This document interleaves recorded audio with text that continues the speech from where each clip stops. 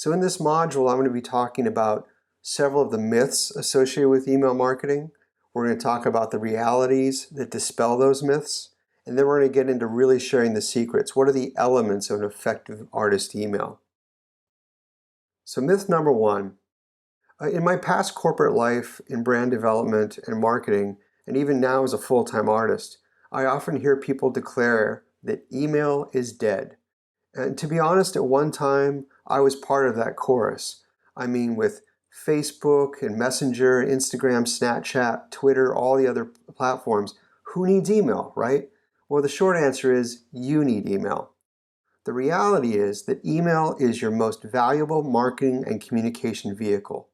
Even with the explosion of social media platforms over the past decade, email is still your most important way of consistently reaching your audience.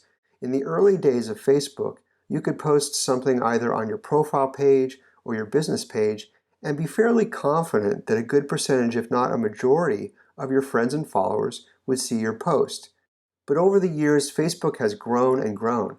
As of the fourth quarter of 2017, Facebook had 2.5 billion monthly active users. That increased volume of posts, combined with Facebook's need to generate revenue as a publicly traded company, drove Facebook to tweak their algorithms. And what that basically means in English is that when you post something on either your personal page or your business page on Facebook, you will reach a much lower percentage of the friends and connections that you have. This same general logic holds true for many of the other popular social platforms. It's very hard to have confidence that what you post to social media will be seen by all your contacts. This does not mean that social media should not be an important part of your overall marketing plan, because we've already discussed that it absolutely should be. But it does support the idea that email can be a better bet for consistently reaching your core audience. Okay, now we're going to talk about myth number two. Don't send more than one email out per month.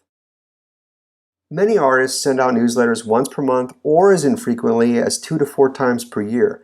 And let's be honest, some artists send out their newsletters whenever they think about it, get around to it, or not at all. When it comes to building your brand as an artist and developing an engaged group of current and potential collectors, a newsletter that goes out 4 times a year just doesn't cut it.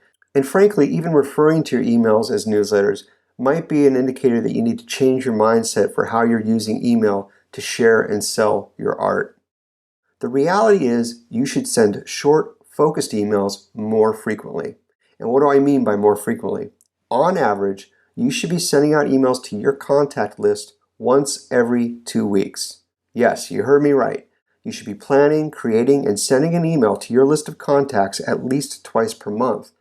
And rather than viewing your newsletters as catch-alls for weeks or months worth of news, show announcements, etc., you should consider each email part of a larger story with many chapters.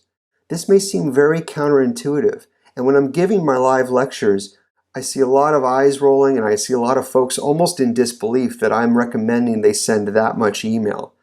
But consider the approach taken by big brands like Apple or Amazon. They don't email you once every 3 months with an Apple or Amazon newsletter.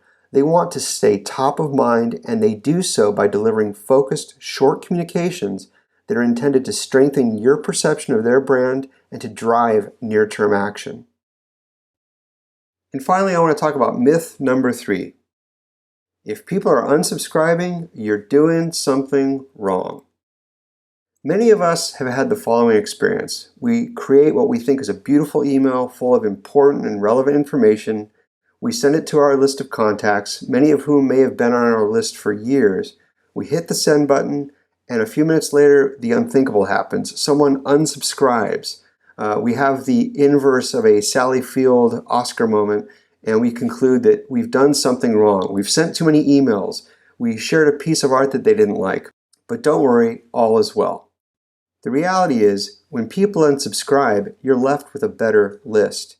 While it can be a short-term bummer to see those unsubscribes come in, the truth is that if people are not engaged enough with what you're sending to open and interact with your content, they are probably unlikely to be future or continued collectors of your work.